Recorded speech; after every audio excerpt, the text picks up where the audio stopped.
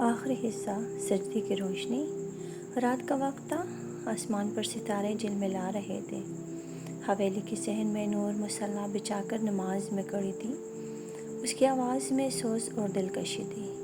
میں دور کھڑا لرزتے وجود کے ساتھ سن رہا تھا۔ ہر آیت میرے دل پر بجلی بن کر گر رہی تھی اور ساتھ ہی میری روح کو نرم بھی کر رہی تھی۔ نماز ختم کرنے کے بعد نور نے ہاتھ اٹھائے اور دعا کرنے لگی۔ اس کی دعا کے الفاظ سیدھے میرے دل میں اتر رہے تھے۔ میں نے ہمت کر کے کہا، نور، میں اب مزید اندھیروں میں نہیں رہنا چاہتا۔ کیا اللہ مجھے معاف کر دے گا؟ نور نے نرمی سے جواب دیا، ہاں، اگر دل سے توبہ کریں اور اللہ کو اپنا رب مان لیں تو اس کی رحمت سمندر کی گہرائیوں اور آسمان کی بلندیوں سے بھی زیادہ وسیع ہے۔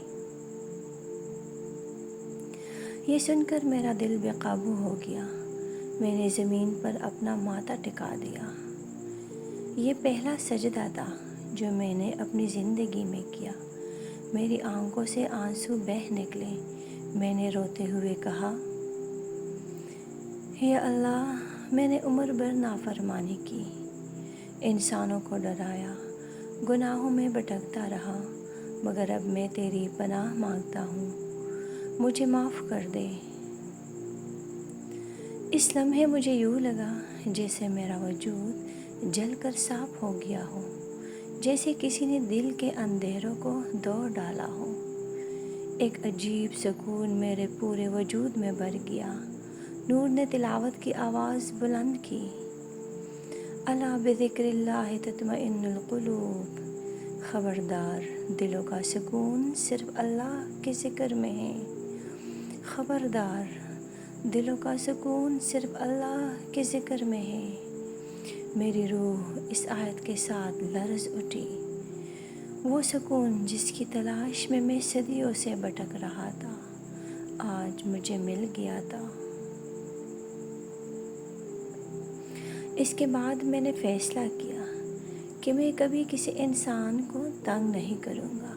اپنی باقی زندگی اللہ کی عبادت اور اس کی کتاب کی خدمت میں گزاروں گا۔ نور نے آخری بار میری طرف دیکھا اور کہا، علی علیش، یاد رکھ، اصل حسن نہ میری آنکھوں میں ہے، نہ کسی جسم کی کشش میں، بلکہ اللہ کے نور میں ہے۔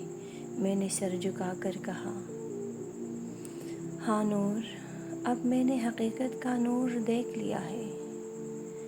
ہاں نور، اب میں نے حقیقت کا نور دیکھ لیا ہے۔ اور پھر میں دھوئیں کی لپٹ کی طرح اوجھل ہو گیا، مگر اس بار بھٹکنے کے لیے نہیں، بلکہ ہمیشہ کے لیے اللہ کی راہ میں چلنے کے لیے۔